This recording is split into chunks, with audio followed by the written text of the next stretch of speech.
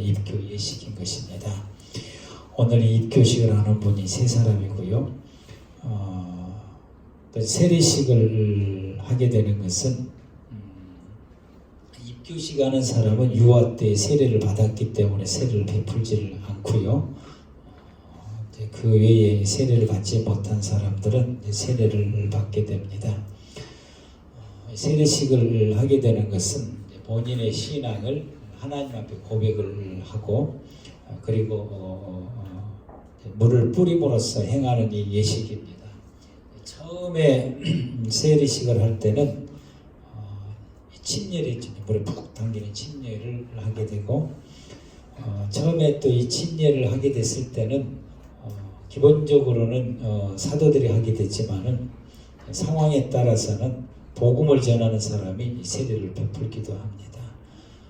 이디오피아 내시 간디에게 복음을 전했던 집사 빌립이 이디오피아 내시에게 물이 있으니까 이디오피아 내시가 내가 세례 받는 게 무슨 꺼리낌이 있느냐? 아니다. 그 자리에서 바로 세례를 베풀게 되고요. 중시스트 때 접어들면서 이게 너무 중구난방이 되다 보니까 교회에서 이제 정리를 이제 하게 된 것이죠. 교회 안에서 세례식을 이제 하게 되고 이 세례의 의미는 내 옛사람이 죽고 새로운 사람으로 거듭난다고 하는 의미고 죄에 대해서는 이제 소멸되고 의로운 사람이 되었다고 하는 징표가 되는 것입니다. 예수님과 연합해서 하나님의 자녀가 되었다라고 하는 이 증거가 되고 내가 세례교인이다. 이것은 내게 이제 그것이 내게 증거가 되고 징표가 되는 것인데 어떤 징표가 되느냐?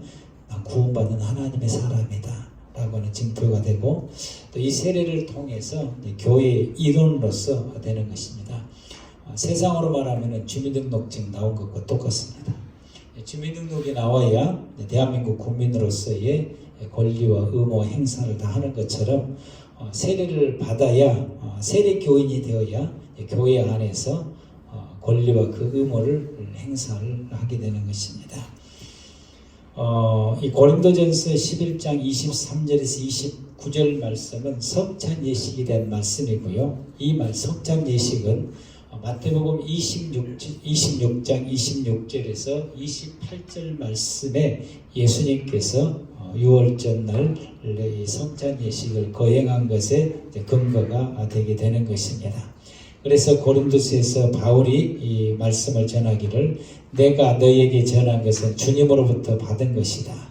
주님께서 마태복음 26장 26절부터서 주 예수께서 잡히시던 날 밤에 떡을 가지사 축사하시고 떼어 이르시되 이것은 너희를 위하여는 내 몸이다 라고 말씀하시고 이것을 행할 때마다 나를 기념하라 라고 주님 말씀하셨고 또 이 떡을 먹고 난 다음에 잔을 가지시고 이르시되 이 잔은 내 피로 세운 내 언약이다. 이것을 행할 때마다 나를 기념하라 하셨다. 너희가 26절에 너희가 이 떡을 먹으며 이 잔을 마실 때마다 주님의 죽으심을 주님이 오실 때까지 전하는 것이다. 그래서 초대교회는 성전에서도 이 떡을 먹고 마시고 집에서도 이 떡을 먹고 마시면서 이 성찬 예식을 베풀면서 초대교회 성도들은 예수님을 전했다라고 하는 것입니다. 오늘날 저와 여러분들이 성찬 예식을 함으로 통해서 예수님께서 나의 모든 죄를 대속하시기 위해서 죽으시고 부활하심을 다시 한번 기억을 하고 이 복음을 세상 모든 사람들에게 전하겠다고 하는 결단과 다짐을 해야 되는 줄로 믿습니다. 아멘. 그런데 이 초대교회 시절에는 밥을 먹는 사람보다 굶는 사람들이 더 많게 끈이를 챙겨 먹는 사람보다 끈이를 거르는 사람들이 많습니다. 그러면 성찬 예식을 할 때에 초대교회는 이 사람들을 생각을 해서 애찬식 밥을 먹는 것과 같이 겸해서 하게 됩니다. 그러다 보게 되니까 이 성찬 예식을 거행하게 됐을 때에 배불리 먹고 또 이 포도주를 또 많이 먹어요. 이제 그러고 난 다음에 성찬식을 하려고 보니까 의미가 퇴색이 되는 거죠. 술이 취해가지고 비몽사몽간에 있는 성도들도 있다 보게 되니까 이 성찬식의 예식이 퇴색이 되는 것입니다. 그래서 27절 말씀부터 29절 말씀 가운데 성찬식을 하게 되는 그 의미를 말씀을 하게 됩니다. 6월절 할 때에 양을 한 마리 이렇게 탁 올려놓고서 먹을 때는 얼만큼 먹느냐? 4번 먹거든요. 이거 4번을 먹는데 한 번을 그 잘라서 먹을 때에 얼만큼 먹냐? 이만큼 먹어요. 그러면 이 식구가 한 10명이 먹는다고 그래서 10명이 그 6월절을 참석을 했을 때에 그걸 먹게 되면 이만씩 잘라서 10명이 4번 잘라 먹는다고 했을 때에 이 양을 얼마나 먹겠어요? 나머지기는 다 남는 거예요. 이건 먹지를 않고 묻습니다. 이만큼 먹는 것은 이 양고기 자체를 먹는 것이 아니라 이 6월절의 양이 우리에게 의미하는 것이 무엇인가를 먹고 마시는 거예요.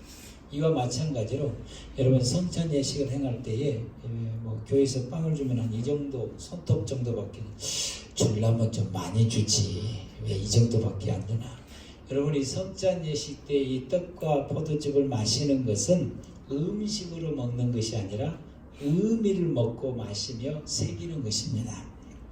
그러면 우리 모두가 다 성찬 예식을 행할 때에 저와 여러분들이 자기를 살피고 그리고 죄를 회개하고 예수 그리스도의 십자가의 죽으심과 부활하심을 우리가 기억하면서 이 성찬 예식의 떡과 포도즙을 마시게 되는 것입니다.